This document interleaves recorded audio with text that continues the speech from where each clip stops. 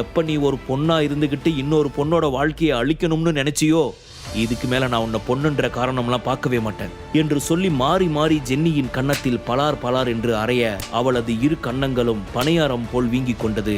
டேய், உனக்கு உயிர் மேல பயம் இல்லைன்னு நினைக்கிறேன், அதனாலதான் நீ என்னையும் என் ஆளுங்களையும் மாறி மாறி அடிச்சுக்கிட்டு இருக்க என்று ஜேம்ஸ் சொல்ல, ஏண்டா நான் இவ்வளவு அடிச்சும் உன்னோட வாய் கொழுப்பு குறையதா பாத்தியாடா, அழுகி போன வெள்ளை குண்டு பூசணிக்கான் நாய என்று சொன்னவாறு ஓடிச் சென்று மீண்டும் அவனை அடிக்க ஆரம்பித்தான். இவன் அங்கே அடித்துக் கொண்டிருக்கும் சமயத்தை தனக்கு சாதகமாக்கி கொண்ட ஜென்னி வேகமாக அவளது மொபைலை எடுத்து யாருக்கோ கால் செய்ய அந்த நபர் அடுத்த 10வது நிமிடத்தில் அங்கு வந்து சேர்ந்தான்.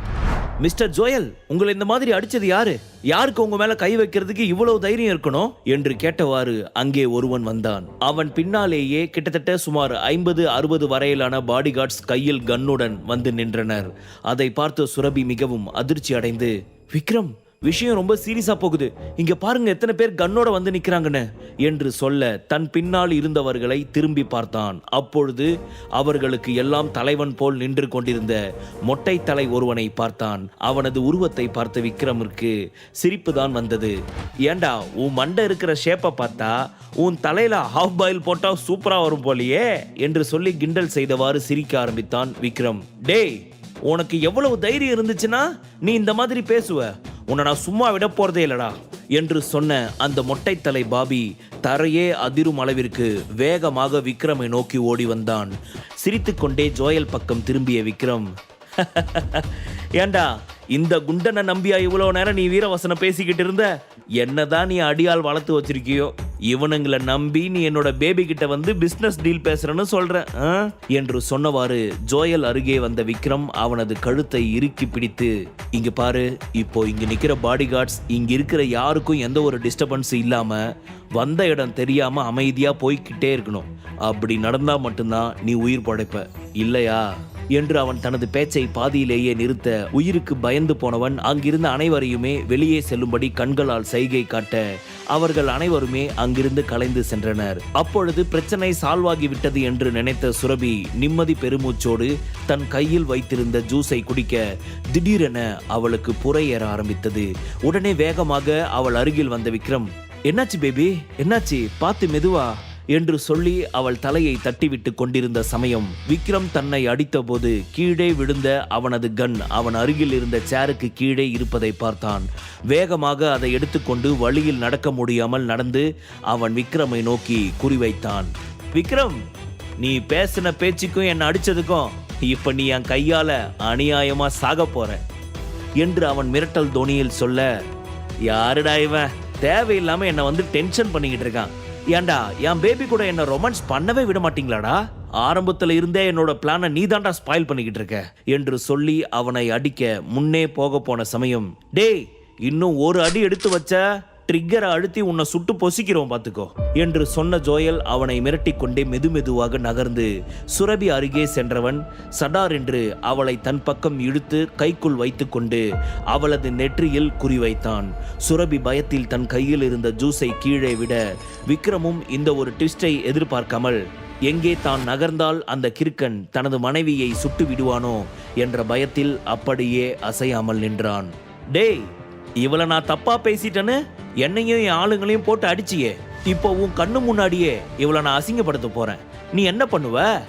இப்ப நீ ஒரு அடி நகர்ந்தா கூட என் கையில இருக்கிற கன்ல இருக்கிற புல்லட்டு இவ நெத்திக்குள்ள இறங்கி மண்டை செதறி அடுத்த நிமிஷமே இவ பரலோகம் போயிடுவா என்று சொல்லிக்கொண்டே அவன் சிரிக்க விக்ரமிற்கு தான் இப்பொழுது என்ன செய்ய வேண்டும் என்று தெரியவில்லை. எங்கே அவன் பேச்சை மீறி ஒரு அடி எடுத்து வைத்தால் இந்த பைத்தியக்கார குண்டன் தனது சுரபியை சுட்டு விடுவானோ என்று சிறிது பயம் அவன் மனதில் தோன்ற ஆரம்பித்தது.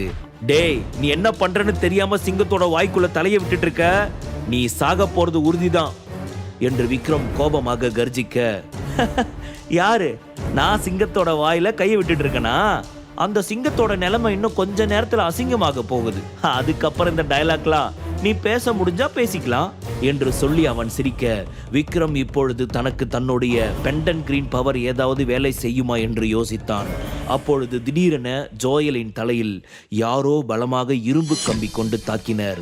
அந்த அடியின் வழியில் தனது கையில் இருந்த கன்னை நழுவ விட்டவன் திரும்பி பார்க்க, அங்கே அவன் முன்பாக ராக்கெட் ராஜாவும் லூசிஃபரும் அவனது பிரதர்ஸும் நின்று கொண்டிருந்தனர்.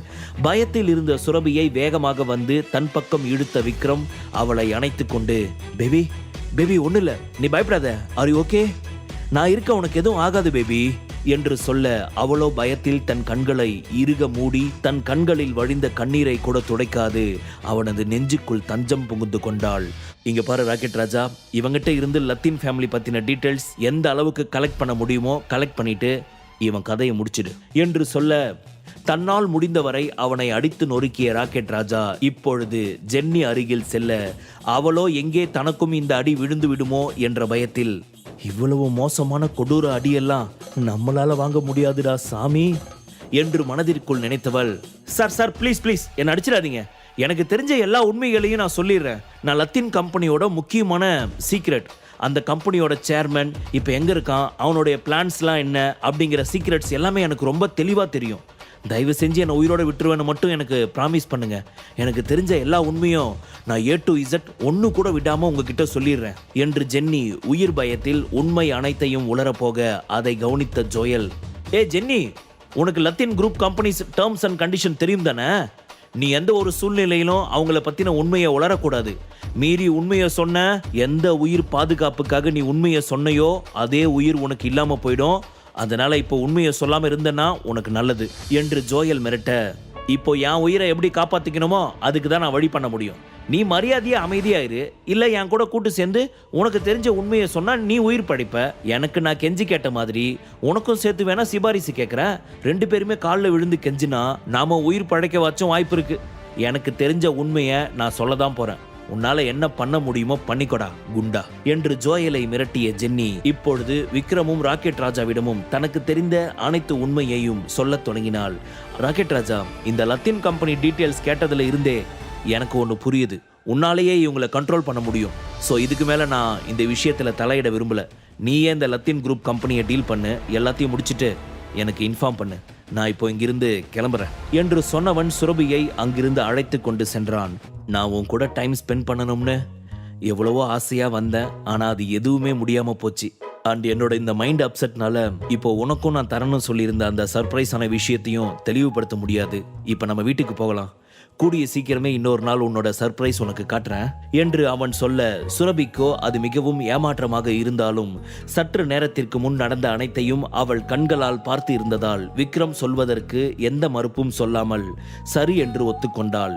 விக்ரமை பற்றி முழு உண்மையையும் சரியாக அறியாதவள் ராக்கெட் ராஜாவும் லூசிஃபரும் விக்ரமின் நட்பின் காரணமாகத்தான் அவனுக்கு இத்தனை உதவிகள் செய்கின்றனர் என்று தனக்குத்தானே நினைத்து கொண்டாள்.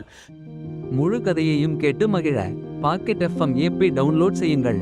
லிங்க் டிஸ்கிரிப்ஷனில் கொடுக்கப்பட்டுள்ளது.